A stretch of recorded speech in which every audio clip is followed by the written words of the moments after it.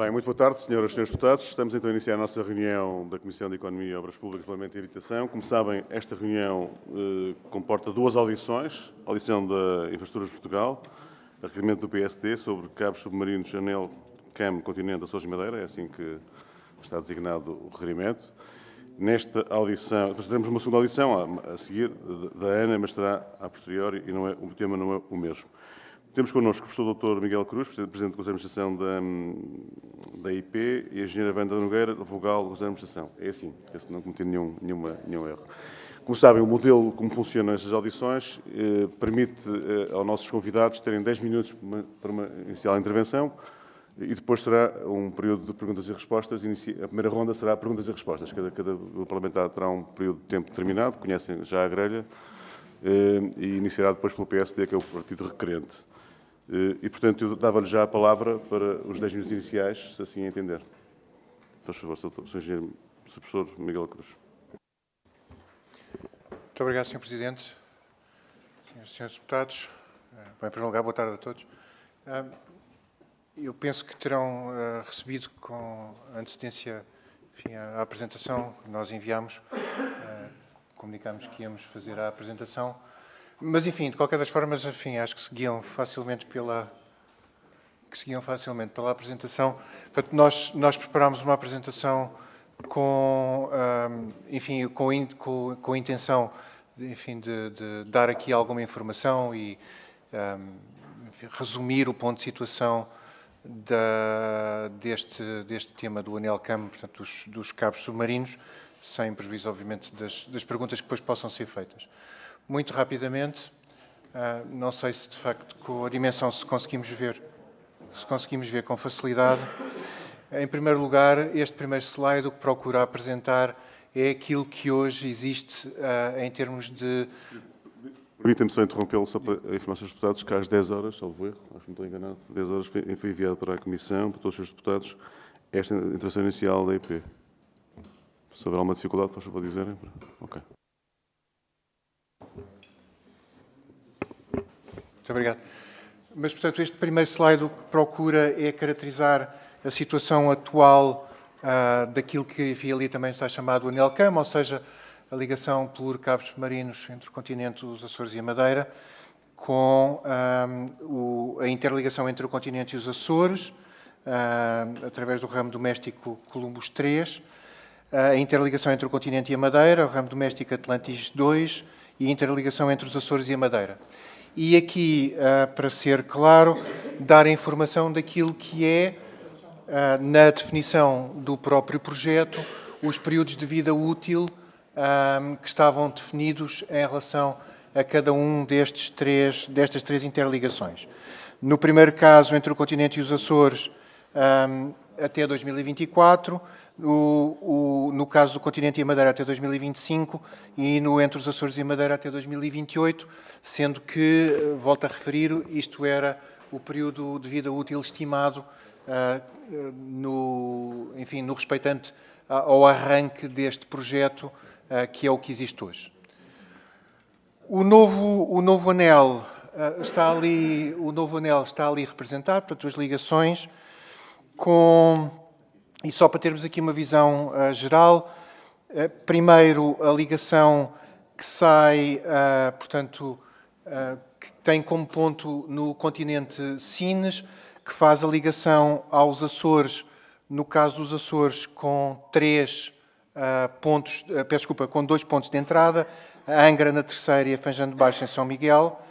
Depois a ligação à Madeira, com 2 pontos de entrada também, Amparo e Machico.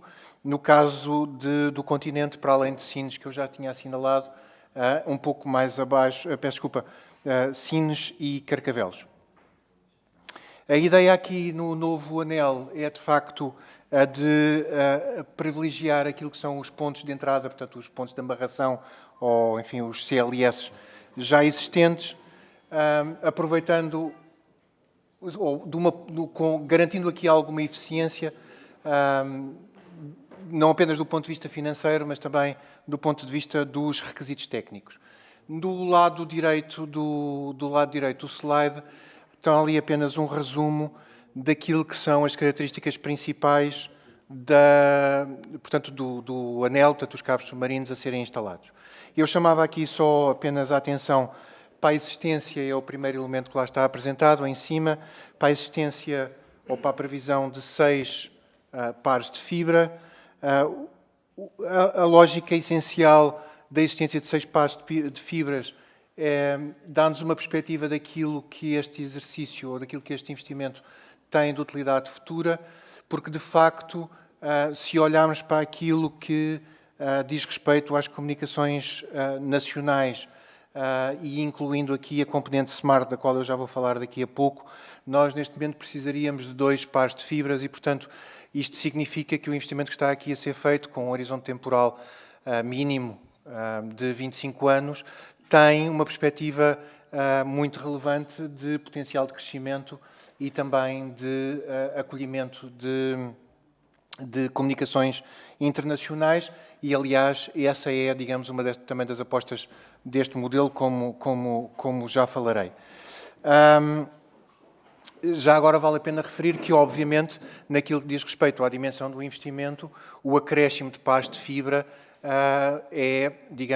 o acréscimo de investimento é marginal em relação à dimensão do investimento, que obviamente pesa muito na respectiva instalação. Também ali aparece uma representação daquilo que são o potencial depois de interligação internacional do sistema dos cabos submarinos através de ligação de alto débito com 4 ligações possíveis, com 4 pontos de interligação possíveis em La Coruña, Salamanca, Badajoz e Sevilha. E, portanto, isto dá também uma perspectiva da possibilidade de interligação internacional.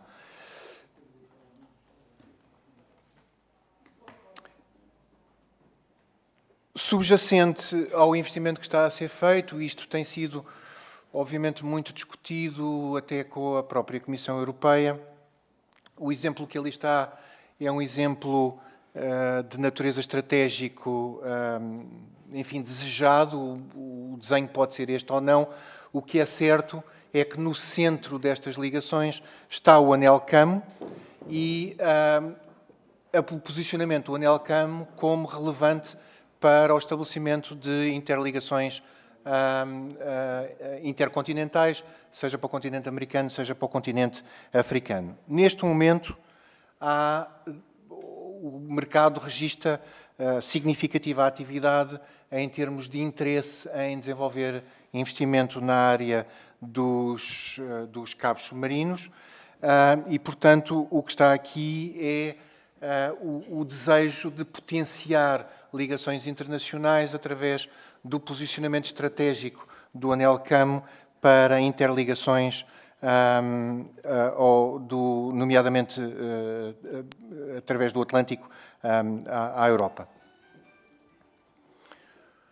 Voltando ao novo anel CAM, eu disse que falava um bocadinho sobre as características SMART, isto é, o anel CAM, para além do investimento relevante em termos de comunicações, prevê ter também uma infraestrutura apelidada de SMART para a resposta a 2 níveis. Detecção sísmica e também climática e ambiental. Ou seja, a preocupação que existe aqui é aproveitar a instalação destes cabos submarinos para, quer do ponto de vista de investigação, quer do ponto de vista de utilização por parte de um conjunto de entidades relevantes, especialmente na área climática e sísmica, poder acolher aqui, ou a monitorização, ter aqui instalado a monitorização ou sensorização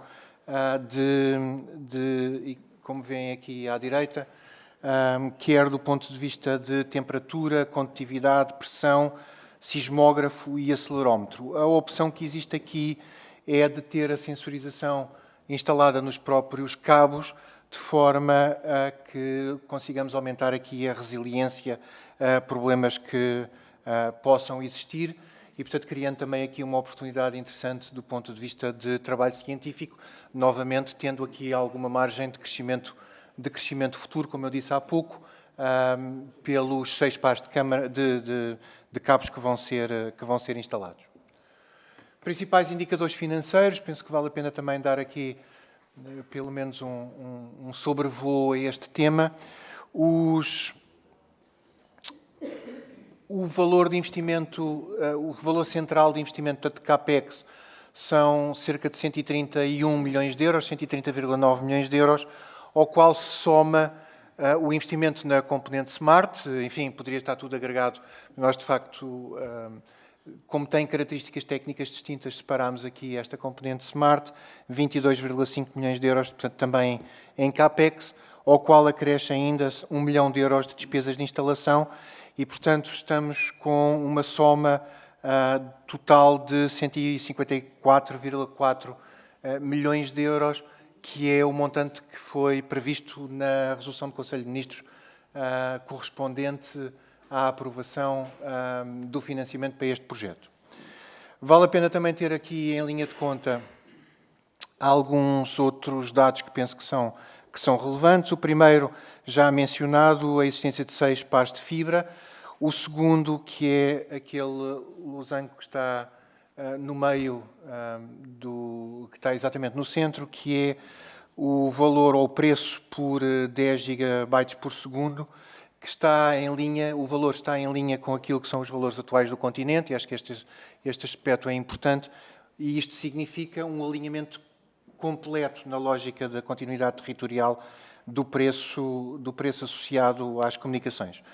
O valor, o ciclo de vida do sistema na ordem dos 25 anos e depois, a verde muito claro, está ali também, este tem sido um trabalho que nós temos vindo a fazer, de percepção do potencial de financiamento comunitário deste projeto, e ali está indicado um valor que, obviamente, varia entre 0 e 72 milhões de euros de financiamento comunitário para este projeto.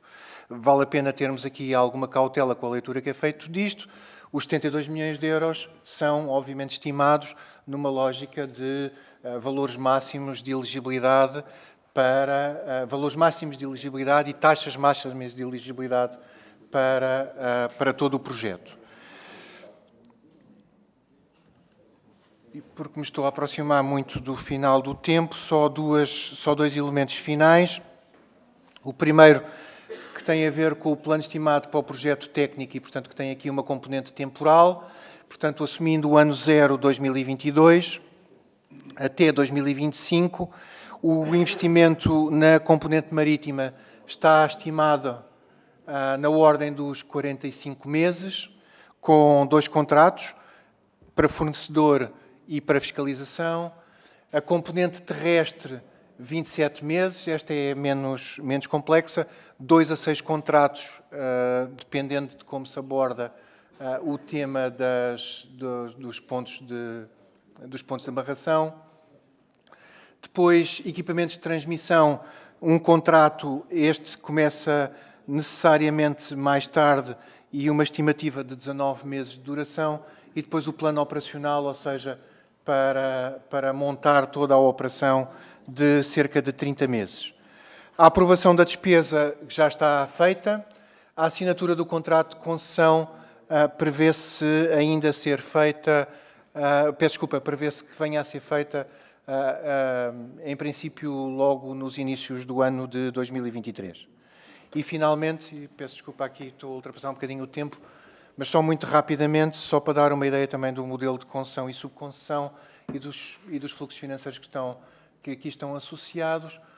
Portanto, o que nós temos é um concedente, que é o Estado português. A concessão é feita, e isto está plasmado na resolução do Conselho de Ministros, a concessão é feita à Infraestruturas de Portugal, com a possibilidade de subconcessão à IP Telecom. Portanto, uma empresa que é participada a 100% pela IP.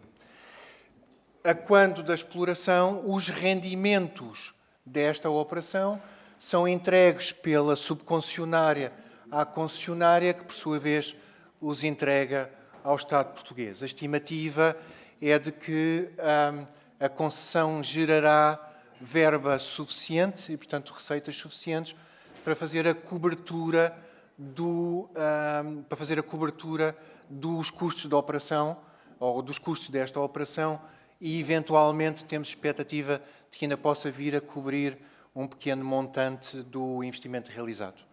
E, enfim, com uma forma um bocadinho telegráfica e muito rapidamente, penso que isto resume o ponto de situação do projeto. Muito obrigado. Muito obrigado, Sr. Professor Miguel Cruz, Presidente da IP. Mas também terá oportunidade para responder depois nas questões que forem colocadas, poderá também acrescentar a informação que entender que seja relevante. Como lhe transmiti inicialmente, nesta fase da primeira ronda de perguntas, a primeira questão a ser colocada são pelo PST, o levantamento do PST, terá 7 minutos e depois terá também o mesmo tempo de resposta. E assim sucessivamente, vários grupos parlamentares.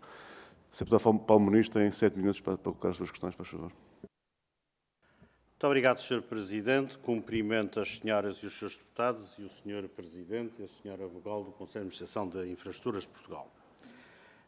Agradecendo desde já a sua apresentação, eu vou dividir a minha intervenção nesta primeira ronda nas questões mais genéricas, que de resto também abordou, e na segunda ronda irei debruçar-me sobre o modelo de concessão e o modelo de operação que necessita, do nosso ponto de vista, ser melhor avaliado. Eu recordo que há a criação de um grupo de trabalho que é nomeado e que tem a primeira reunião em julho de 2019, presidido pela ANACOM, e que entrega em 16 de dezembro de 2019, escrupulosamente, o relatório que lhe foi encomendado sobre o processo de substituição do ANELCAM.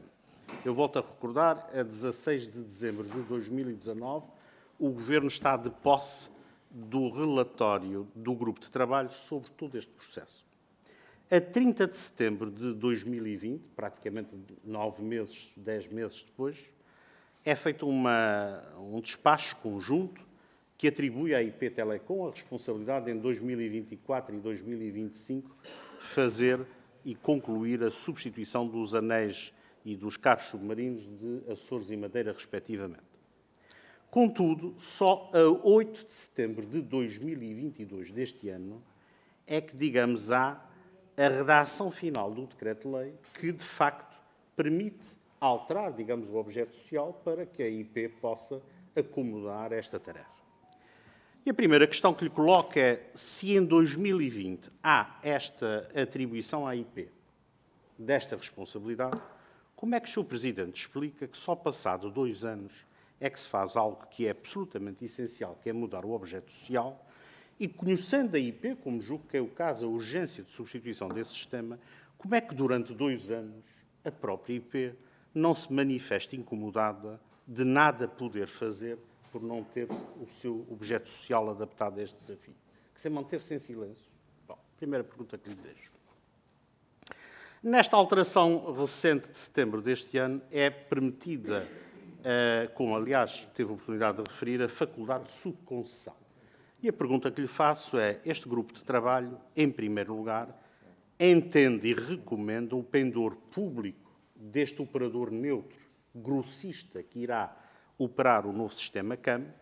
E a pergunta que lhe faço é, nesta subconcessão, o que o Sr. Presidente disse foi que era a subconcessão à IP Telecom, por conseguinte da esfera empresarial da IP, mas pergunto-lhe objetivamente se cabe nesta subconcessão a algum dos operadores existentes, eventualmente a Altice, que atualmente já presta esse serviço, ou a qualquer outro que seja player, que seja parte interessada do mercado.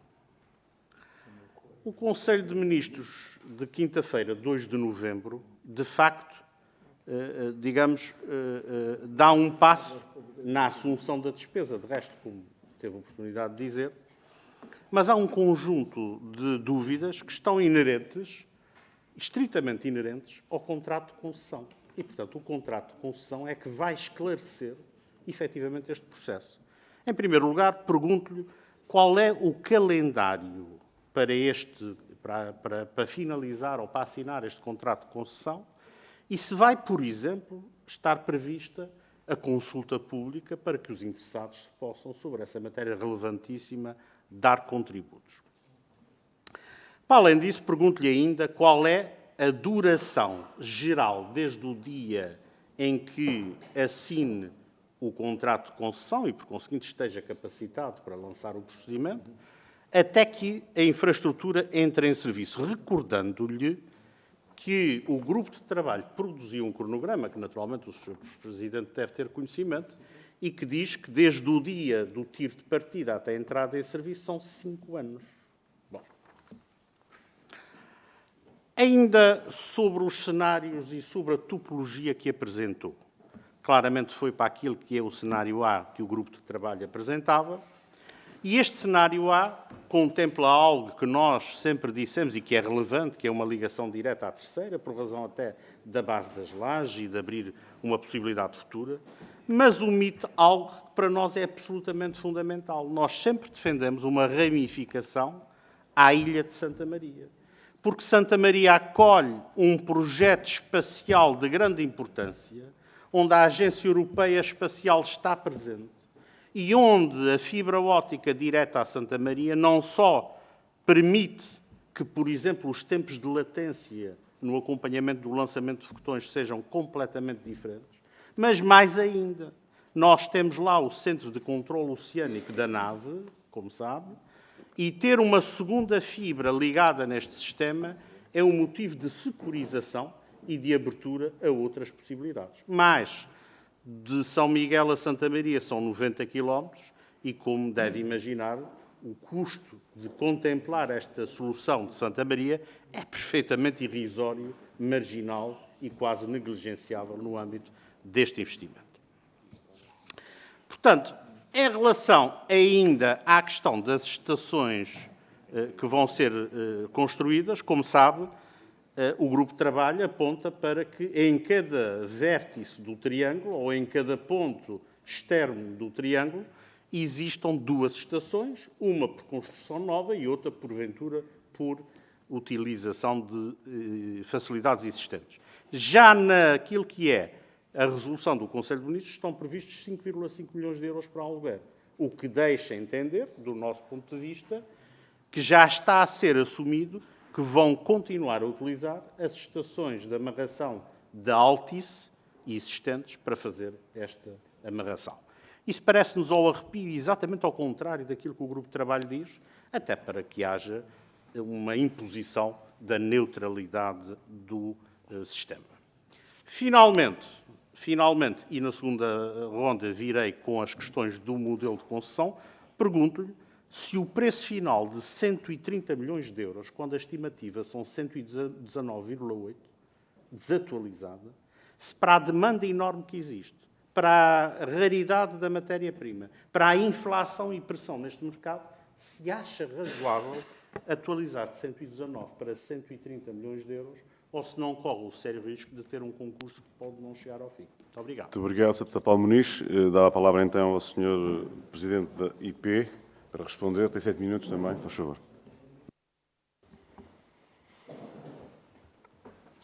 Muito obrigado, Sr. Presidente. Muito obrigado pelas perguntas, Sr. Deputado. Bom, então, já agora se calhar começava mesmo por este último tema dos preços serem ou não razoáveis. Os valores que estão a ser apresentados são valores que, obviamente, correspondem às estimativas mais recentes que nós temos e, portanto, elas decorrem já de uma avaliação concreta junto do mercado. Não há muitos fornecedores disponíveis e, portanto, fazer esta avaliação não é muito difícil e, portanto, nós fizemos uma estimativa atualizada já com base nestes, na última informação que nós temos disponível e, portanto, temos uma expectativa de que estes valores possam ser considerados como razoáveis para este efeito e eles, de facto, são valores superiores aos que inicialmente tínhamos estimado. Em segundo lugar, em relação ao tempo decorrido, quer dizer, vamos lá ver, a pergunta que colocou foi se a IP se manteve em silêncio durante este período Eu, obviamente, em primeiro lugar, tenho alguma dificuldade em discutir o tema, uma vez que eu estou na IP há cerca de 3 meses. Mas, independentemente disso, essa questão, a IP o que faz e o que pode fazer nestas matérias é fazer as suas propostas, quer de alteração de estatutos, quer propostas técnicas, e foi nisso que se esteve a trabalhar para que o modelo, para que o projeto possa ser o mais adequado possível. Há um tema em relação ao qual vale a pena, enfim, eu não vou utilizar aqui os argumentos da pandemia, mas há um tema que eu acho que vale a pena termos em atenção, que é, houve muito trabalho técnico sobre esta matéria e, inclusivamente, é bom termos a noção de que foi extremamente útil percebermos ao longo do tempo, e os resultados foram divulgados foi em outubro, se não me falha a memória, os resultados da da call anterior por parte da Comissão Europeia. Foi muito interessante nós percebermos qual é que estava a ser a forma de valorização deste tipo de projetos por parte da Comissão Europeia e percebermos um bocadinho qual foi o modelo de análise, os critérios que tiveram subjacentes à avaliação por parte da Comissão Europeia dos projetos em causa. Portanto, os resultados dessa call foram mais tardiamente do que se esperava, mas foram anunciados em outubro e, portanto, isso deu-nos a nós, aliás, uma boa perspectiva de algumas coisas que nos permitiram, aliás, ajustar a própria candidatura e, portanto, ajustar o trabalho que tínhamos vindo a fazer. O que é certo é que, de facto, só com a atribuição com a alteração dos estatutos, portanto, com a inclusão no objeto social deste trabalho, por um lado, e depois com a IRCM e a definição do montante, é que a IP pode estar em condições de avançar. Isso não quer dizer que o trabalho técnico não tenha estado a correr e que ele não tenha estado a ser feito nas mais diversas vertentes, incluindo a candidatura à Comissão Europeia. Eu devo dizer que o potenciar de financiamento junto à Comissão Europeia é um tema que para nós é da mais elevada importância, quer do ponto de vista da valorização estratégica do projeto, quer do ponto de vista do respectivo financiamento. Porque é bom termos em atenção, eu disse-o aqui, que um dos temas que para nós é extremamente importante é que esta candidatura seja muito valorizada do ponto de vista do seu potencial de interligação, nomeadamente com o continente americano. Em relação à questão da subconcessão, aquilo que nós temos estado a fazer, portanto, a IP e a IP Telecom têm uma relação muito direta, a IP é o acionista único da IP Telecom.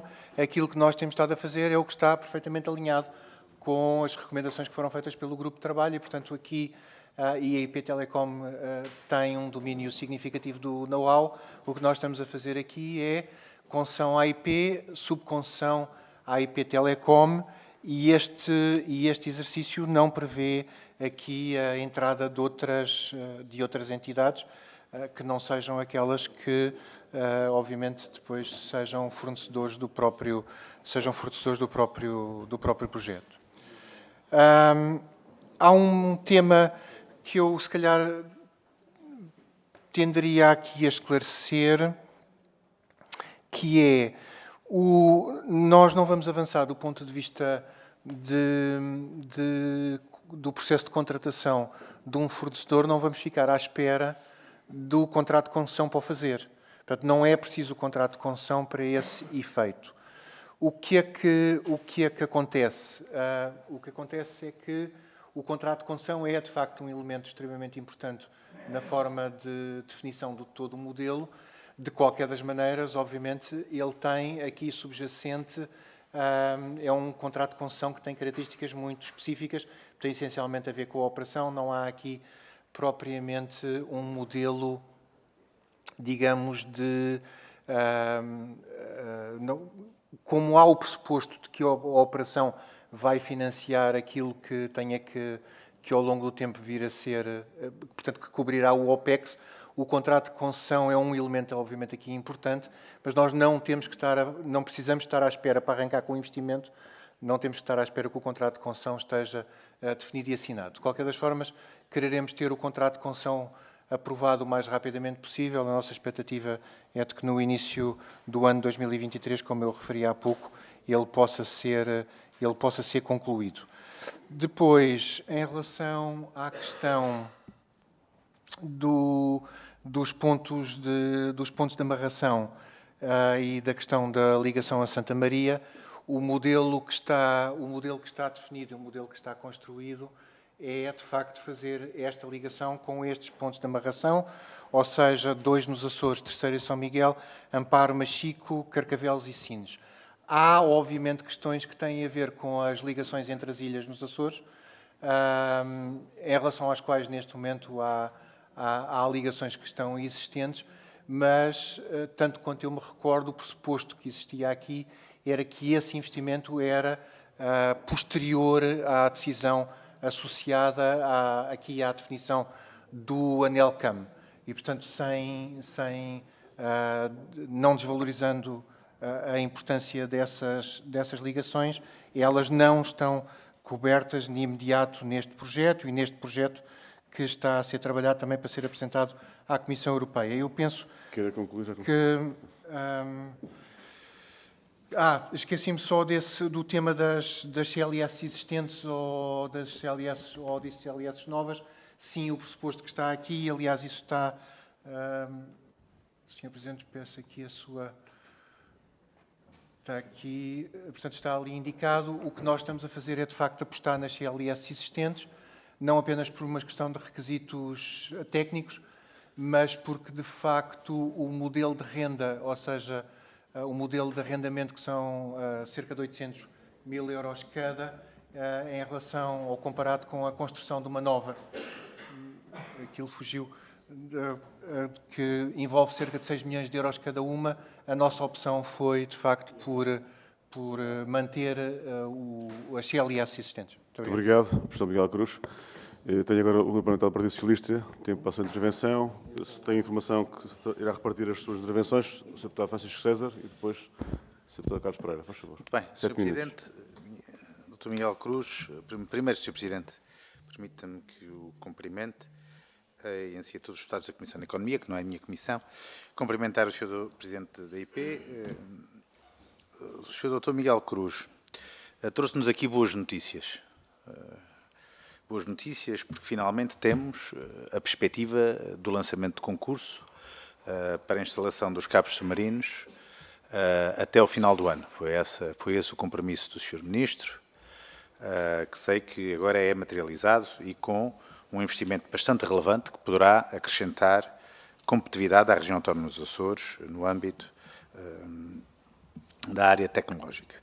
Há aqui um conjunto de perguntas que lhe gostaria de fazer. No Partido Socialista não tem por hábito fazer política olhar para o retrovisor e tentar olhar para trás e perceber o que é que se passou. O que interessa aqui é olhar para a frente. E algo aqui que nos preocupa. Já nos disse que a infraestrutura é pública, a gestão é pública. Atenção que a gestão pública pode ser pública por diversas perspectivas e com diversos protagonistas, mas isso o meu colega poderá também falar um pouco mais à frente sobre isso. A primeira questão que me preocupa tem a ver com as estações de amarração. Aquilo que está previsto é a utilização de estações antigas, que me permita dizer que não me parece uma boa ideia. Primeiro, como disse o meu colega, essas estações são de um dos players do mercado, que no passado foi acusado pelos concorrentes de ter uma posição dominante em relação, porque era quem geria o cabo e quem dominava a infraestrutura e, portanto, havia, da parte dos outros players, uma queixa, e que muitas vezes nós consideramos legítima, de abuso de posição dominante. Mas, para além disso, eu não sei se o Sr. Presidente saberá, a entrada do cabo da amarração do cabo em São Miguel é feito no município de Alagoa. através de uma praia que há junto ao edifício da Câmara Municipal. E a pouco mais de 1 quilómetro, há um parque tecnológico, onde o município da Lagoa se comprometeu a ajudar na infraestruturação de todo esse projeto, exatamente para se poder ter a estação de tratamento, a estação que faria a gestão do cabo fibra óptica. A gestão da PT, da Altice, fica a alguns quilómetros, pelo menos a 10 quilómetros, da entrada em terra na ilha de São Miguel.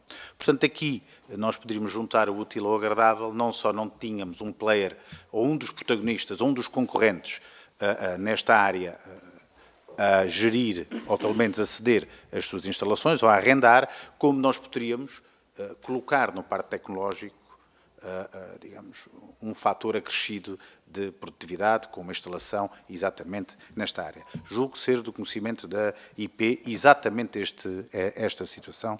Se não for, acho que deveria ser estudado exatamente este problema. E, portanto, esta é uma das questões que eu queria de colocar.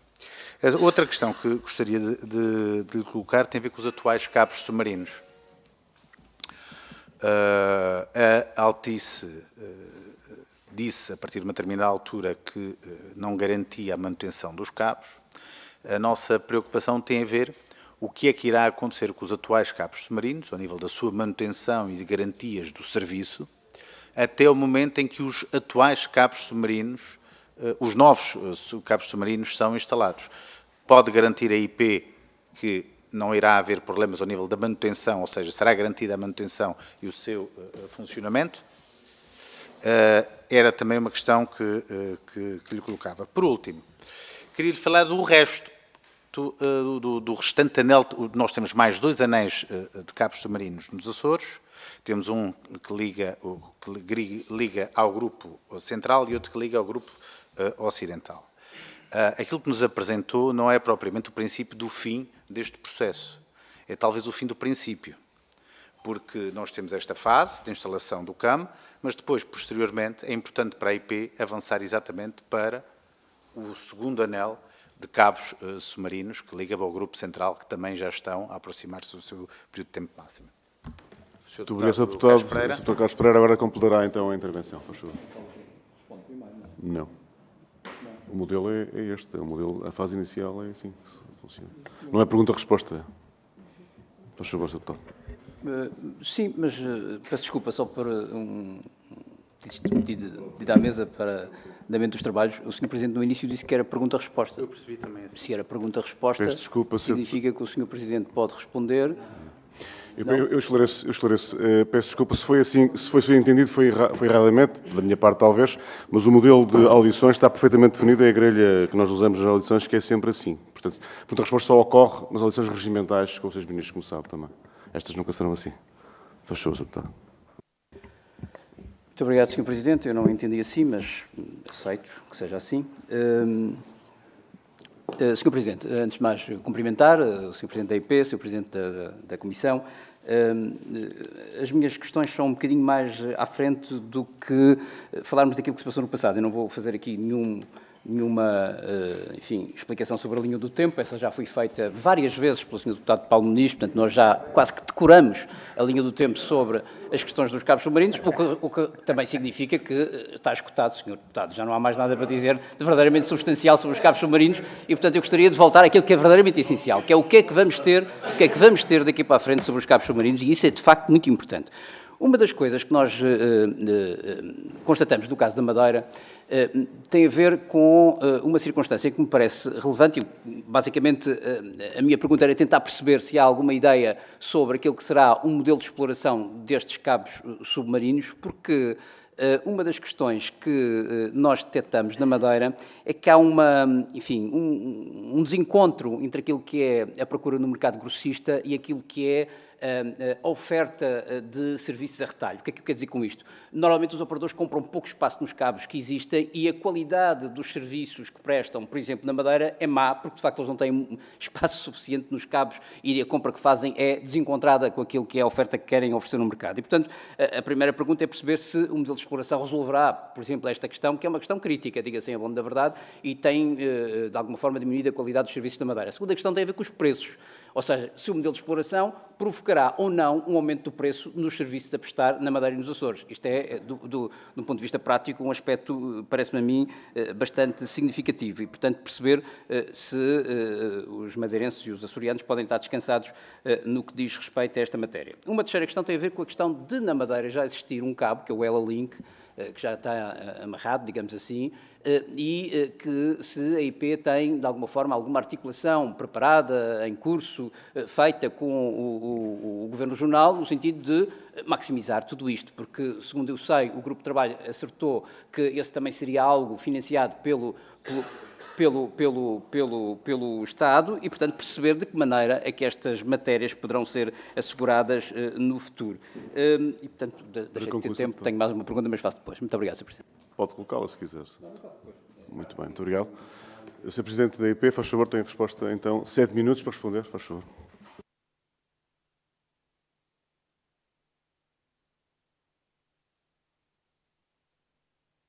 Peço desculpa. Muito obrigado pelas perguntas.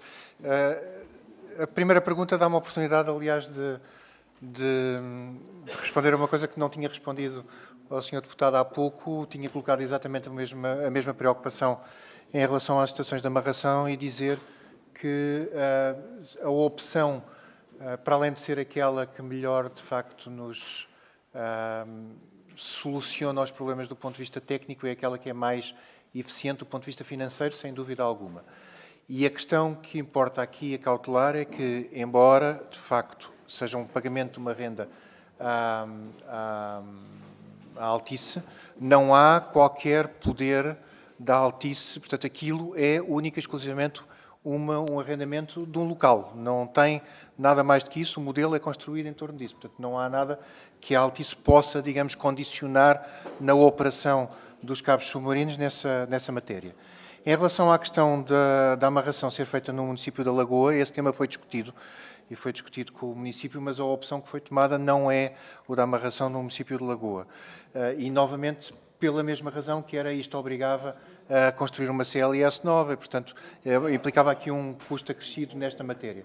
Mas e a aplicação dos custos não tem só a ver com a amarração. Neste caso, teria a ver também com a própria extensão marítima e, portanto, com um acréscimo de custo na extensão marítima. Portanto, tem um ponto de entrada e, portanto, a ideia que existe neste momento é de fazer uma ligação natureza, fazer uma ligação ao parque natureza terrestre.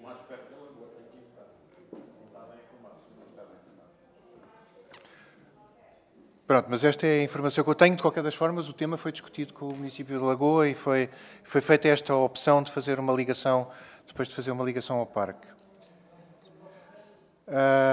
Em relação à questão dos atuais cabos submarinos, sim, esse é um alerta que já foi feito. A IP não tem possibilidade de intervir nessa matéria. Obviamente não gera os atuais cabos, mas foi um alerta que foi feito. Os cabos têm que ser mantidos e têm que estar em funcionamento e têm as condições técnicas neste momento, obviamente, para ir até ao momento em que sejam substituídos pelos novos cabos submarinos. Em relação ao modelo de exploração, ele está, e de uma forma muito telegráfica, ele está pensado precisamente nos moldes em que referiu, ou seja, o modelo de operação está, de facto, previsto para responder ao modelo de exploração que colocou e a nossa expectativa é de que o modelo não vá implicar, digamos, perturbações em matéria de preço. Eu devo dizer que nós temos aqui alguma expectativa e o mercado está a mexer muito, ou começou a mexer muito durante este ano, começou a mexer muito significativamente em termos na variação do interesse da procura internacional para a utilização destes cabos. E, portanto, há boas expectativas nesta matéria. O modelo operacional já incorpora essa preocupação, sendo que o modelo de exploração será necessariamente por capacidade e não por compra associada ao par de fibra óptica e, portanto, isso dá-nos alguma garantia e, portanto, a lógica aqui é, de facto, conseguir manter o alinhamento do preço. Em relação à questão do Ela Link, acho que esse é um tema importante. O tema foi muito estudado e ele teve também muito a ver com a discussão ou com a avaliação que nós tivemos a ver, ou que com a avaliação que tivemos a ver junto à Comissão Europeia de melhorar, digamos, o potencial de financiamento do projeto. E a opção que acabamos por tomar aqui é uma opção que, do nosso ponto de vista, é a opção mais eficiente do ponto de vista financeiro, mas também é aquela que melhor defende o interesse das partes, seja o continente, sejam as ilhas. E, portanto, a opção que nós tomamos é o da incorporação da operação do Ela Link na componente operacional do modelo. E, portanto, a componente Ela Link é essencial para o conjunto do projeto, integrada na parcela operacional.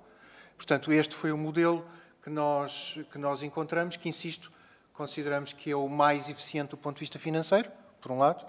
Do ponto de vista financeiro, neste caso, do ponto de vista de maximização de fontes de financiamento, e é aquele que, de facto, nos dá as melhores garantias, quer do ponto de vista estratégico, quer aquele que melhor responde aos interesses, nomeadamente da região autónoma da Madeira.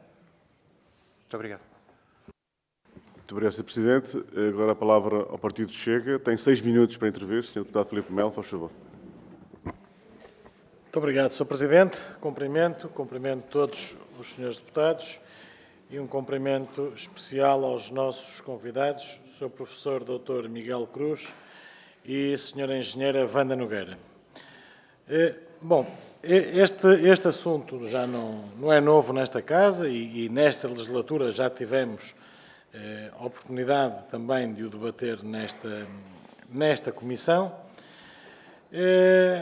E acho que será escusado falar que a promessa que havia de ter esta obra concluída para o final de 2023 é já uma utopia muito longe da realidade. Mas eu gostava de pegar no resumo que o Sr. fez o favor de enviar com a sua apresentação. Portanto, é um resumo que transmite bem o que é a obra, mas que eu gostava que nos esclarecesse algumas informações que são contraditórias à informação que nós temos e que também já veio a público. Portanto, diz que o projeto requer um investimento inicial do Orçamento do Estado de 154,4 milhões de euros, que poderá ser parcialmente compensado com o apoio de fundos comunitários. Isto é o que vem na apresentação da IP Infraestruturas de Portugal. A informação que nós temos, e que até já é do conhecimento público, é que o valor orçado inicialmente seriam de 119 milhões de euros e que, fruto do atraso que houve e o aumento, naturalmente, do custo de matérias-primas, entre outras coisas, que teve uma derrapagem de 35 milhões e meio, o que prefaz os 154,4 milhões de euros que a vossa apresentação contempla. Portanto, os 130,9 relativo a CAPEX, os 22,5 da SMART mais componente CAPEX, mais 1 milhão de despesas de instalação, não faz sentido face aos números que nós temos. Portanto, o que eu queria que o Sr. nos começasse por explicar é se esta informação que nos fez chegar na apresentação está correta ou se está de acordo que este acréscimo de 35,5 milhões foram derivados ao aumento das matérias-primas, que naturalmente sabemos que sim, circunstância da guerra que estamos a atravessar, e também por sucessivos atrasos, mas que a esses já lá vamos. Depois diz que será o Orçamento de Estado a suportar a obra, mas que poderá ser parcialmente compensado com o apoio de fundos comunitários. Ora bem, também do que nós temos acesso, o Orçamento de Estado só vai libertar 100 milhões de euros. Os restantes 54,4 terá de ser da responsabilidade da IP, que tentará, ou com fundos europeus, ou através do BEI, ou da forma que melhor entender. E eu pergunto-lhe, novamente, mais outra informação que vem plasmada no resumo que nos fez chegar, diferente da informação que nós temos e que é pública, também perguntar-lhe qual é a informação que está correta. Portanto, os 154,4 milhões de euros serão suportados na íntegra pelo Orçamento de Estado, ou mantém-se o que estava inicialmente previsto, que o Orçamento disponibiliza 100 milhões, sendo que o restante montante será da exclusividade da IP através de financiamentos externos. E, se assim for, onde é que a IP se vai financiar? Se já fez esses contactos, se já tem a aprovação, se está em estudo e onde é que o será. Sabemos também que, de acordo com o que disse a ANACOM, o Governo já não vai a tempo de trocar estes cabos dentro do prazo limite, que seria o final de 2023, que há um perigo muito grande de ruptura, de desgaste ou até de inoperância dos componentes. Portanto, o prazo está ultrapassado, o ciclo de vida do produto está ultrapassado e há uma possibilidade, cito fonte da ANACOM, real de algo falhar. Portanto, este algo falhar é muito fácil. Falham as comunicações, ficamos sem acesso à rede telefónica, à rede móvel, à rede de televisão, bancos sem sistemas informáticos e tudo o que isto pode causar. A ANACOM ainda acrescenta, e passo a citar, há um risco acrescido porque os componentes eletrónicos vão ultrapassar o tempo de vida útil para os quais foram desenhados e projetados de raiz, e a probabilidade de ocorrência de falhas aumenta à medida que o fim de vida útil se aproxima do fim e vai aumentar ainda mais quando esta for ultrapassada, porque, tendo em conta os atuais desenvolvimentos que se conhecem por parte do Governo, será mesmo ultrapassada. Portanto, eu pergunto também, Sr. Presidente, se concorda com estas afirmações da ANACOM, em que efetivamente os prazos vão ser dilatados. Portanto, vamos ultrapassar o prazo máximo que estaria estipulado, que seria o final de 2023, e quais as consequências que o Sr. Doutor entende que serão reais, que possam existir, e se já tem um plano B para as ultrapassar. Muito obrigado, Sr. Presidente. Muito obrigado. Sr. Presidente da IP, tem então 6 minutos para responder às questões colocadas. Por favor. Muito obrigado, Sr. Presidente. Muito obrigado, Sr. Deputado, pelas questões. Bom, em primeiro lugar, se calhar começar por dizer que, tanto quanto eu me recordo e a informação que eu tenho disponível, o fim de 2023 para a conclusão dos trabalhos nunca esteve em cima da mesa. Portanto, esse timeline de 2023 não me parece que fizesse parte do calendário inicial e nem do grupo de trabalho. De qualquer das formas, para responder à sua pergunta, e sim, como eu tive a oportunidade de apresentar ali, sim, haverá ultrapassagem do prazo de vida útil pelo menos de dois dos cabos, portanto, duas das interligações, em relação àquilo que é a nossa estimativa de conclusão. A outra questão que vale a pena terem atenção é que a IP recebeu a responsabilidade de levar a cabo este investimento e de gerir, digamos, esta operação do novo ANELCAM, não do anterior. Claro está que qualquer entidade dirá que, à medida que o prazo de vida útil vai sendo ultrapassado, a probabilidade de existência de problemas vai aumentando, isso é normal. E com certeza que isto exige um maior acompanhamento, e isso tem que ser garantido porque os cabos têm que estar em funcionamento até, os atuais cabos têm que estar em funcionamento até a entrada em funcionamento dos novos cabos. Depois, em relação às discrepâncias que o Sr. Deputado assinala, os números que citou, eles estão todos corretos, não há aqui nenhuma discrepância. Vamos ver se então se eu consigo abordar todos os números que referiu. Bom, em primeiro lugar, o investimento inicial que está plasmado na resolução do Conselho de Ministros são 154,4 milhões de euros, efetivamente. O valor inicialmente estimado eram cerca de 119 milhões de euros. Portanto, estamos de acordo, perfeitamente correto.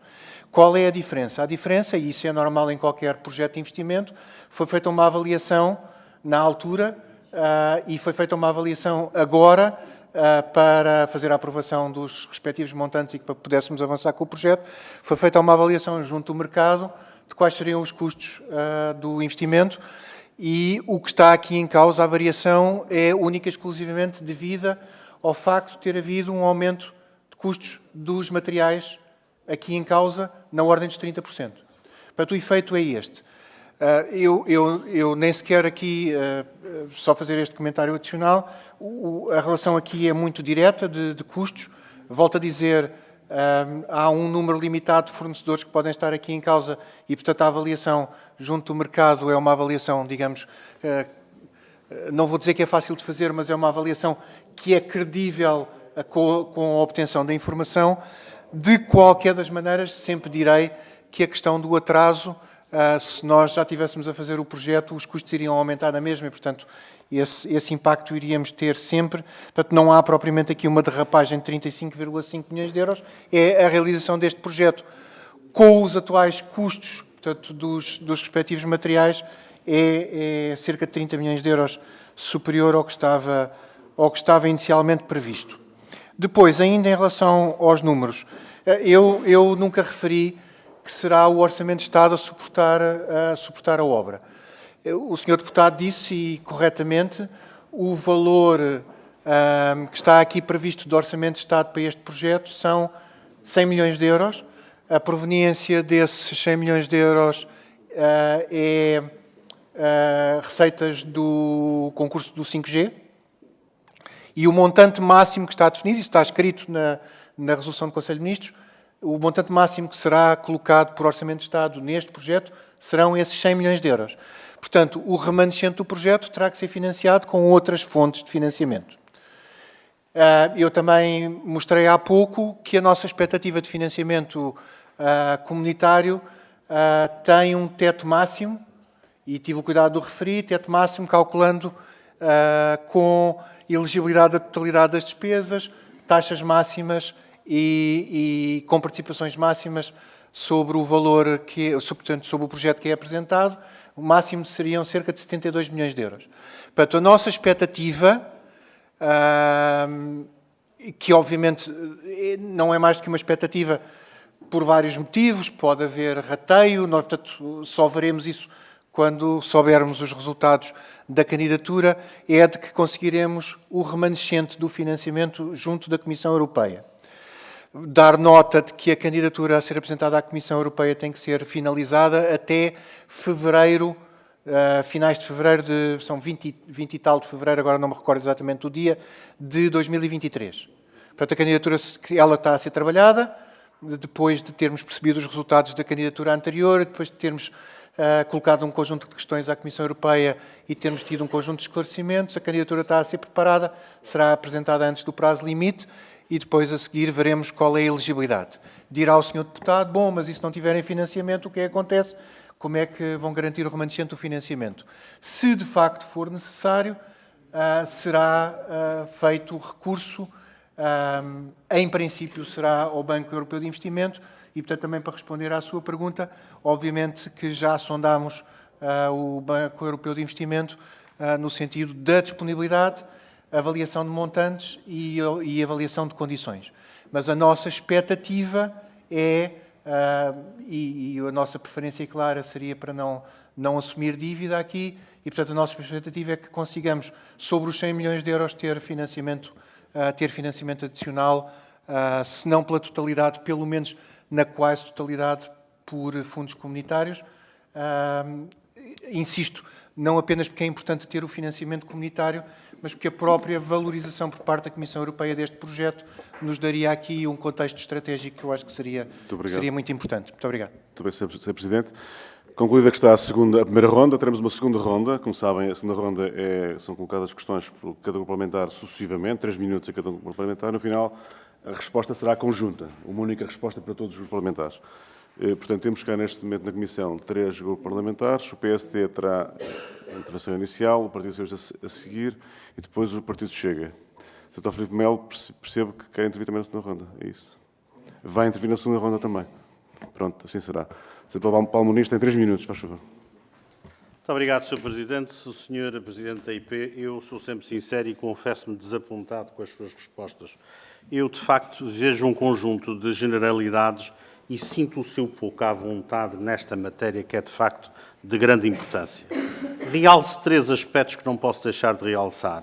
Aquilo que é a garantia nos próximos 5 anos sobre a continuação do anel existente, a sua resposta, e eu tomei nota, foi alertamos para a importância da continuidade. Portanto, não chega a alertar. Sr. Presidente, há uma responsabilidade desta infraestrutura não poder falhar. Quanto à sua leitura da importância do internacional, ela surge depois da reunião que o senhor teve com a senhora engenheira Wanda Nogueira e com o senhor diretor Rui Ribeiro, que deveria estar cá, responsável da IP Telecom, porque se calhar daria outra visão das coisas, mas essa reunião que se realizou a 12 de outubro e que lhe foi dito que o projeto teria um financiamento máximo europeu nesta call de 30 milhões de euros, só podendo ser majorado se tivesse dimensão internacional. E é aí que o senhor vem com o discurso do internacional, embora não tenha conseguido convencer-me de como é que os cabos que atravessam o Atlântico vão ter necessidade de parar nos Açores ou na Madeira para vir à Europa. O senhor não consegue explicar isso sem ter um add-on como seja um data center e outra atratividade. Isto é uma narrativa que o senhor introduz, porque na sequência desta reunião ficou claro que o senhor ou a tinha ou no máximo teria 30 milhões de euros de cofinanciamento. Esta é a sua preocupação. E, portanto, aqui a questão de fundo é, eu vejo pouca segurança nas respostas que nos dá, e quanto ao preço, porque é o aspecto mais importante, garantir que os açorianos vão ter um preço competitivo, eu não percebo como é que o senhor tem uma palavra sobre o preço ao cliente final, porque aquilo que estamos a falar é do mercado grossista. O senhor não pode impor preços equivalentes no mercado retalhista. Aliás, isso é contra aquilo que são a lei das comunicações europeias, a menos que fosse um serviço público universal. E, portanto, a pergunta central do modelo que eu lhe falava de concessão é perceber como, se tem capacidade, porque tem, de impor um preço grossista, como é que garante que não é perniciosa a abordagem e, no fim, o retalhista até não é mais caro do que no continente. E aí o senhor não tem intervenção. Não só porque não está no âmbito de concessão, como isto, se não for serviço público, não o pode fazer. E esta é a pergunta de fundo. Eu não quero um novo sistema CAM para que os açorianos continuem a ser marginalizados em termos de preço. E isso não me explicou e é fundamental que explique. Muito obrigado. Muito obrigado, Sr. Deputado Paulo Muniz. Sr. Deputado Carlos Pereira, 3 minutos, faz favor. Muito obrigado, Sr. Presidente. Eu gostaria de começar por dizer que eu, no essencial, estou de acordo com aquilo que disse o deputado Paulo Muniz. E sublinho algo que me parece, de facto, muito relevante. Eu diria mesmo decisivo, que é, na verdade, a manutenção do atual cabo. Nós sabemos que os custos de manutenção tendem a subir tendo em conta a idade do cabo nesta altura, e cada vez os custos serão maiores. Nós sabemos que, se houver problemas,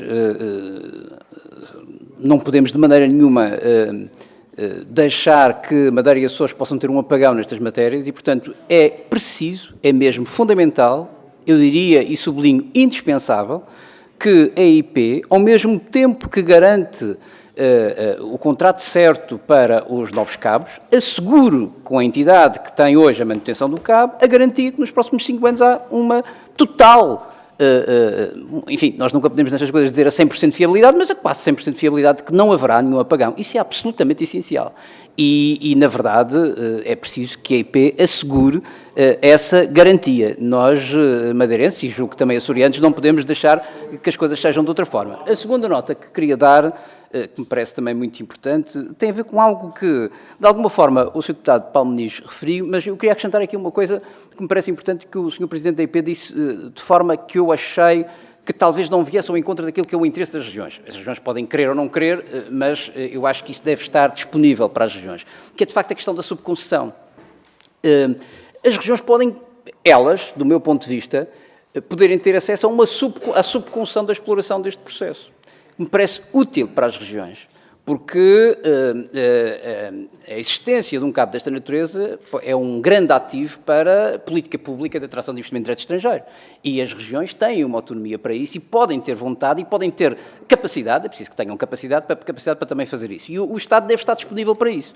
E, portanto, a possibilidade das regiões serem elas subconcessionárias deste processo parece-me algo que tem que estar em aberto. E aquilo que disse o Sr. Deputado Paulo Muniz, eu sublinho como sendo defendido também por nós, que é evidente que é muito mais interessante que a amarração não seja pura e simples, mas que haja ali data center que permita, obviamente, poder ter uma estratégia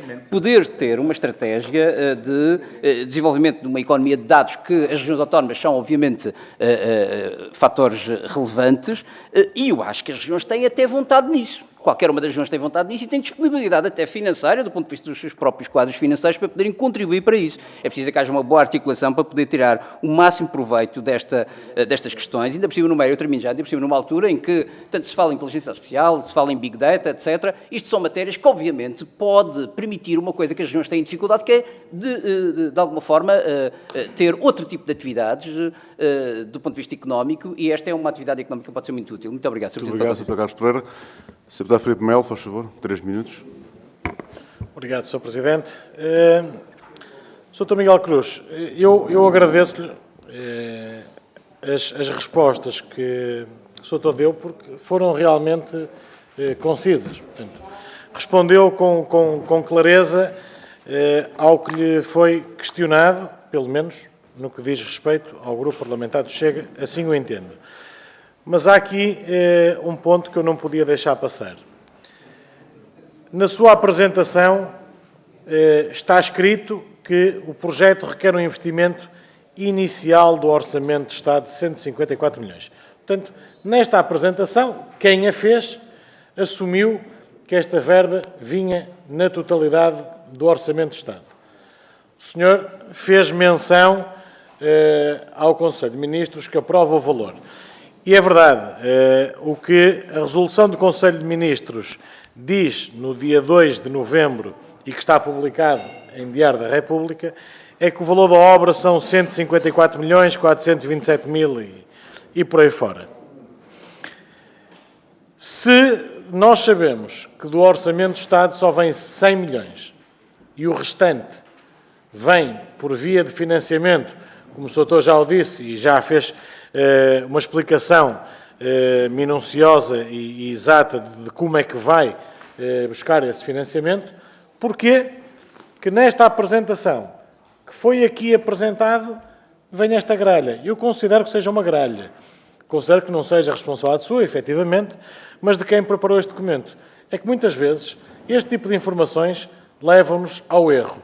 Eu acho que nós estamos a falar de muitos milhões, estamos a falar de uma obra com importância extrema para o país e um pequeno lapso de 54 milhões eu já não considero um lapso, mas sim um descuido gritante.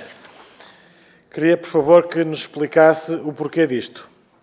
Dar-lhe nota também que nessa resolução do Conselho de Ministros do dia 2 de novembro, para lhe responder à questão de 2023, entrou nesta Casa um projeto de resolução para que a obra ficasse concluída em 2023. Essa resolução foi aceite. Portanto, se foi aceite, uma resolução é uma recomendação, sabemos disso. Mas se o Governo aceitou essa recomendação, é porque sentiu que estava em condições de executar a obra. E essa recomendação, como aqui está, e volto a referir, na resolução do Conselho de Ministros do dia 2 de novembro de 2020, assumiu as condições necessárias para que o Governo irá cumprir a recomendação para ter os novos cabos submarinos prontos em 2023.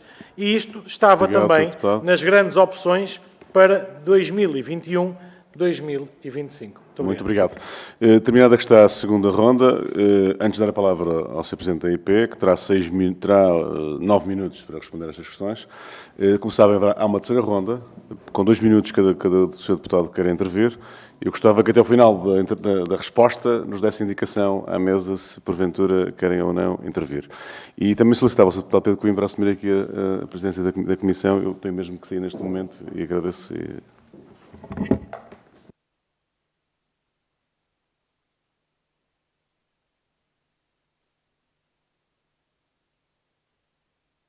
Senhoras e senhores deputados, boa tarde a todas e a todos.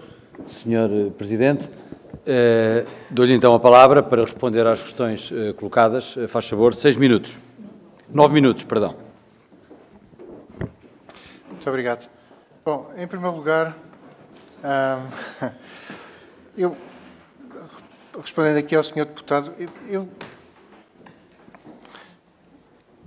não tenho aqui grandes questões de insegurança ou incapacidade de resposta naquilo que são o âmbito de atuação da IP. Obviamente, eu tenho alguma dificuldade em responder em aspectos que não têm exclusivamente a ver com o nosso âmbito de atuação. Porquê que eu referi a questão do recomendar a importância da substituição? Vamos lá ver. Aquilo que foi pedido à IP foi que a IP tivesse uma intervenção no sentido de montar um determinado investimento e gerir um determinado investimento com determinadas características.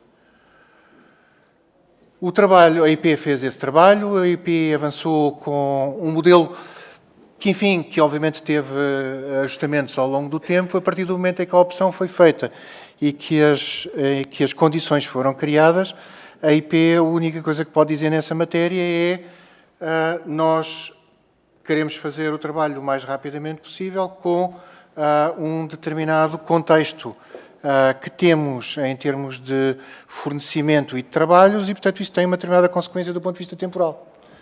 E, portanto, também nessa matéria fui muito claro em dizer o investimento que vamos fazer e a introdução do novo ANELCAM ultrapassa os prazos, pelo menos em duas das interligações, ultrapassam o chamado prazo de vida útil dos existentes. Isso, claro, tem uma determinada consequência.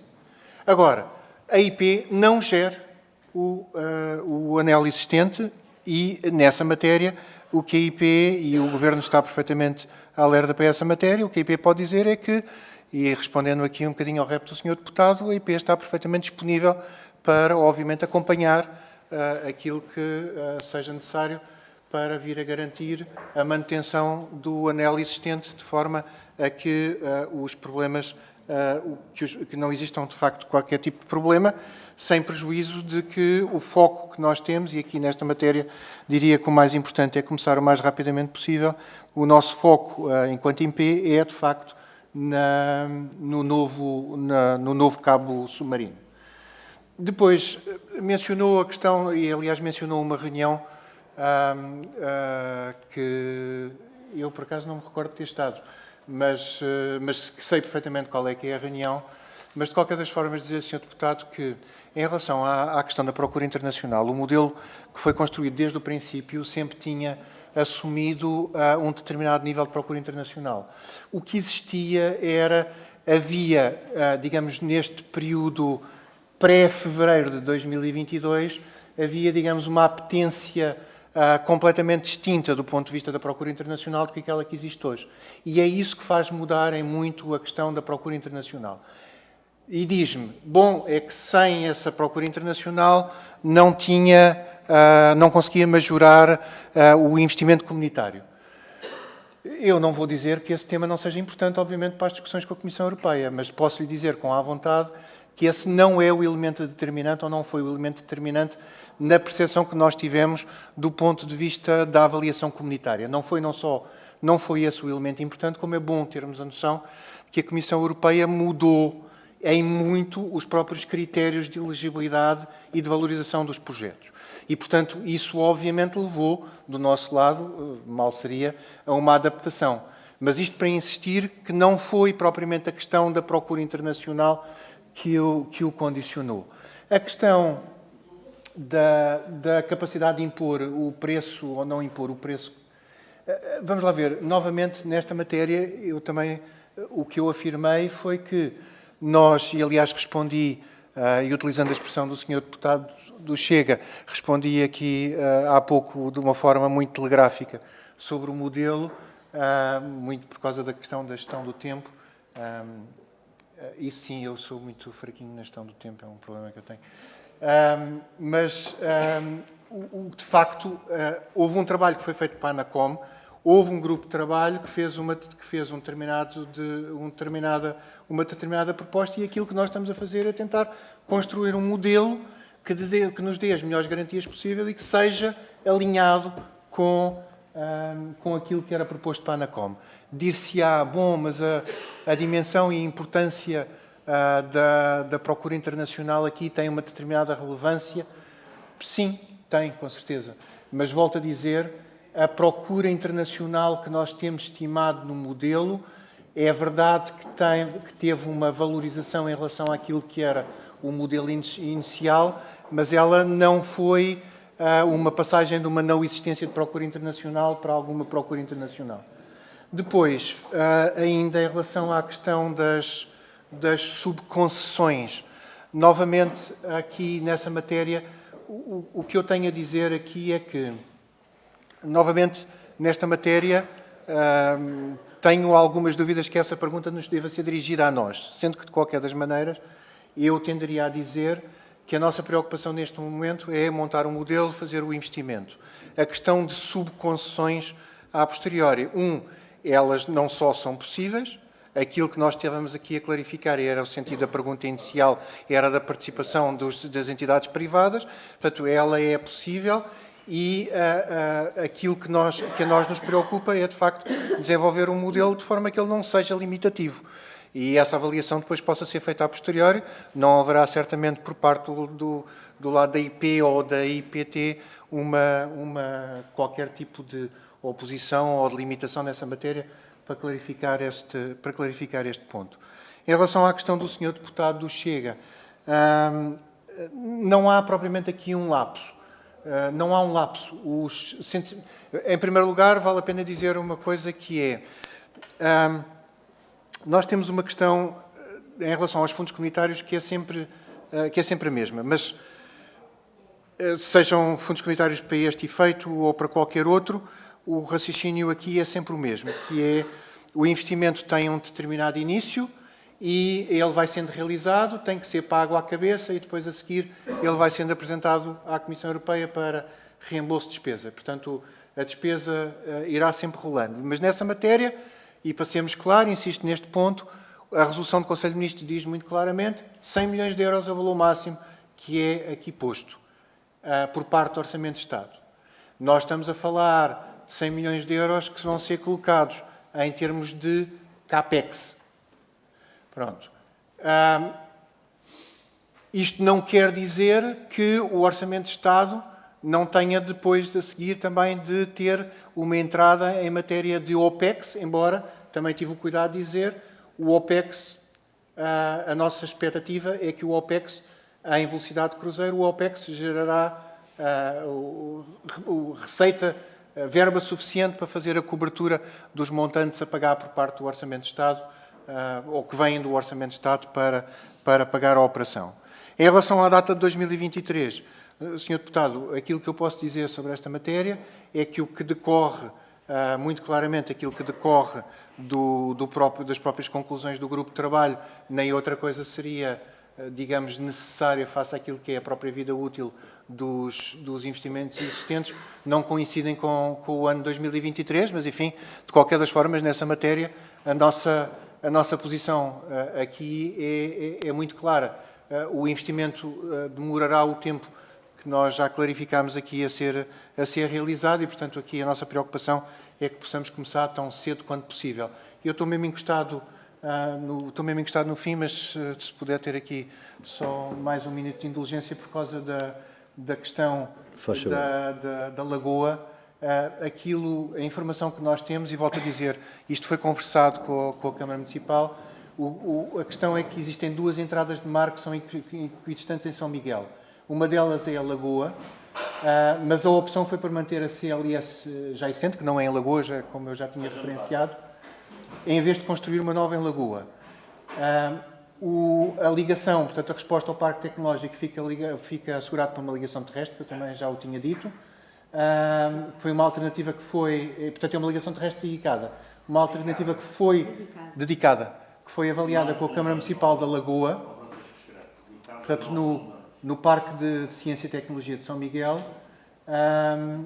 e que tem ligação direta à CLS com conectividade de alto débito. Portanto, esta foi a opção que foi feita. Portanto, só para clarificar uma pergunta que já tinha surgido, enfim, embora eu já tivesse respondido que não é nesse ponto de ligação. Muito obrigado, Sr. Presidente. Ficou claro. Eu tenho pelo menos uma inscrição para a terceira ronda. Não sei se há mais.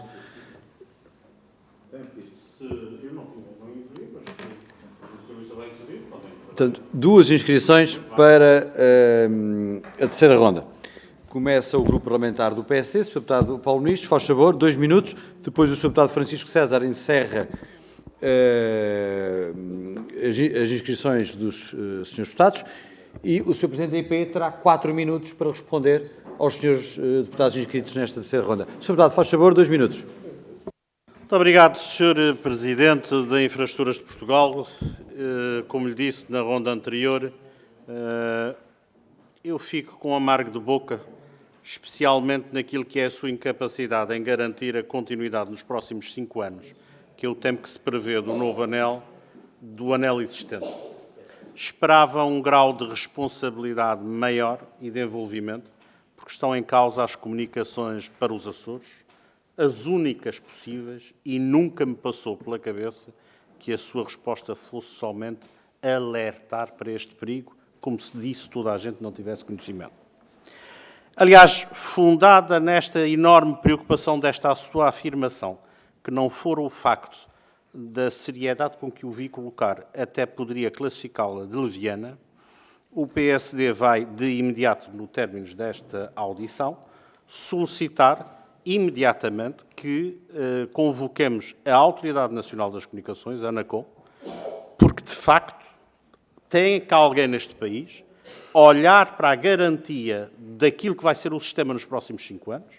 O que está em jogo é demasiado para estar em perigo e ou temos estas garantias muito claras e muito assumidas pelo Governo, secundada naquilo que é a opinião da ANACOM, ou então nós temos um seríssimo problema de continuidade territorial e um seríssimo problema a toda a vida económica e a toda a existência da vida como nós a conhecemos nos tempos atuais nos Açores. Muito obrigado. Muito obrigado, Sr. Deputado. Sr. Deputado Francisco César, faz favor, 2 minutos. Muito bem, Sr. Presidente. Sr. Presidente, eu compartilho, ou tenho o mesmo ponto de vista do Sr. Deputado Paulo Ministro. Há garantias que nós já temos. Eu, na passada semana, há cerca de 2 semanas, questionei o Sr. Ministro exatamente sobre esta matéria e que me foram dadas garantias de que o cabo existente seria mantido e que o Governo faria ou asseguraria, digamos, essa manutenção. A forma é que não nos foi explicada. Nós achávamos que seria a IP a tratar desta matéria, mas compreendemos que não é a IP que faz a gestão da atual rede CAM para os Açores e Madeira e, portanto, faz sentido a audição que o Sr. Deputado Paulo Muniz aqui coloca. Estamos de acordo sobre esta matéria. Outra das matérias que me preocupa foi aquilo que referiu. Eu percebo que muitas vezes, quando nós temos uma visão distante, que não é necessariamente má, mas temos uma visão distante, nós não compreendemos bem o território. E faz-me alguma impressão que nós, tendo uma entrada ou um ponto de amarração num determinado ponto da ilha, que está encostado ao cabo, ao parque tecnológico, não é? Se tenha que fazer uma ligação por terra a uma estação que está a cerca de 12 km, que por sua vez faz um cabo que volta para trás. Para além disso, esse parque tecnológico tem uma infraestrutura nova e está preparado exatamente para este tipo de infraestruturas. E foi sugerido, tanto quanto sei, que pudesse haver aqui uma parceria no âmbito de um investimento nesta matéria, que no longo prazo sairia mais barato para as infraestruturas do que, porque é um investimento feito uma vez só, do que estar a pagar uma renda permanente altíssima. Muito obrigado. Muito obrigado, Sr. Deputado. Sr. Presidente da IP, faz favor, 4 minutos, conforme informei. Muito obrigado. Muito obrigado, Srs. Deputados. Em relação à primeira preocupação que é comum, esclarecer, bem, respondendo ao Sr. Deputado, eu percebo o seu amargo de boca. Eu acho que o seu amargo de boca terá necessariamente, e era isso que eu acho que eu teria que insistir, será necessariamente com o tema, não com as respostas ou com o IP, porque nesta matéria o que seria estranho e desadequado era que a IP, enquanto entidade pública, viesse dar um conjunto de garantias que não lhe competem. Aí é que eu certamente estaria a extravasar as minhas competências, as competências da IP, e a dar umas garantias que não me eram possíveis dar, e aí sim é que eu, aí seria provavelmente eu que teria o amargo de boca. Mas dizer que nessa matéria, obviamente quando eu digo que vamos alertar o Governo, este tema já foi perfeitamente discutido, o Sr. Deputado teve essas garantias, este tema já foi debatido várias vezes, respondendo, do lado da IP nós estamos disponíveis para fazer, ou para trabalhar nesse acompanhamento e nesse trabalho que permita dar essas garantias, mas tal não nos foi pedido ainda e, portanto, também não o posso afirmar. Em relação à segunda questão, que tem a ver com o ponto de amarração, dois temas. O primeiro é, naquilo que era o modelo original que tinha sido estabelecido, esta questão não se tinha levantado. Portanto, nós não tínhamos trabalhado sobre ele dessa forma. A questão surge há relativamente pouco tempo. Independentemente do juízo de valor sobre se sim fazia sentido ou não fazia sentido, clarificar duas coisas. Um ponto de amarração, e nós estivemos a estudar isto com algum detalhe. Um ponto de amarração não é a mesma coisa que ter uma CLS. Pronto, e portanto, do ponto de vista de investimento, obviamente não era a mesma coisa. Claro está que há aqui um potencial de crescimento que seria extremamente interessante, e novamente nós não discutimos isto. Mas não só por questões financeiras, e portanto pelo modelo que estava definido, mas também porque se nós fôssemos agora fazer uma alteração desta natureza, nós íamos necessariamente ter que voltar a fazer um conjunto de alterações que, volto a dizer, não era apenas do ponto de vista não era apenas do ponto de vista terrestre e depois da forma, digamos, de acolhimento, era também do ponto de vista marítimo, íamos ter que fazer aqui um conjunto de alterações, fizemos essa avaliação e chegámos à conclusão que para não atrasar o investimento, para não termos que estar a fazer alterações a cadernos de encargos e, portanto, para não termos nada, enfim, com consequências, novamente do ponto de vista temporal, nem do ponto de vista financeiro, falámos com a Câmara Municipal e procurámos encontrar uma solução que nos desse uma garantia do ponto de vista de solidez técnica e do ponto de vista, digamos, de perenidade para a qualidade da ligação, que permitisse satisfazer esta ligação ao parque tecnológico. Portanto, esta foi a opção que nós tomámos. Vou responder com toda a candura, Sr. Deputado. Se nós tivéssemos tido esta discussão quando das discussões do grupo de trabalho e, portanto, tivéssemos incorporado isto nas análises iniciais, provavelmente teríamos tido esta discussão. Se calhar teríamos incorporado outro tipo de solução, não sei qual é que era a conclusão. Tivemos, no entanto, o cuidado, assim que tivemos esta opção em cima da mesa, não só de avaliar, como perceber, do ponto de vista técnico, junto de quem pode ser potencial de fornecedor, se teríamos ou não aqui alguma alteração que tivesse algum relevo no caderno de encargos e, portanto, que nos atrasasse o processo, e isso optámos por, com toda a franqueza, optámos por não fazer. Muito obrigado. Muito obrigado, Sr. Presidente, e deixe-me dizer-lhe que cumpre religiosamente o tempo, pelo que a gestão de tempo é boa. Senhoras e Srs. Deputados, terminamos esta audição. Às 16h30 temos a audição da ANA, Aeroportos de Portugal, a requerimento do Partido Socialista. Vamos fazer naturalmente um pequeno intervalo, nem sei se temos aí ainda os nossos interlocutores, possivelmente ainda não. E queria, naturalmente, agradecer em nome de todos nós ao Sr. Presidente da IP os esclarecimentos que nos trouxe e desejar-lhe também, naturalmente, bom trabalho, que, naturalmente, tem grandes desafios pela frente. Felicidades também nas funções. Muito obrigado e até já.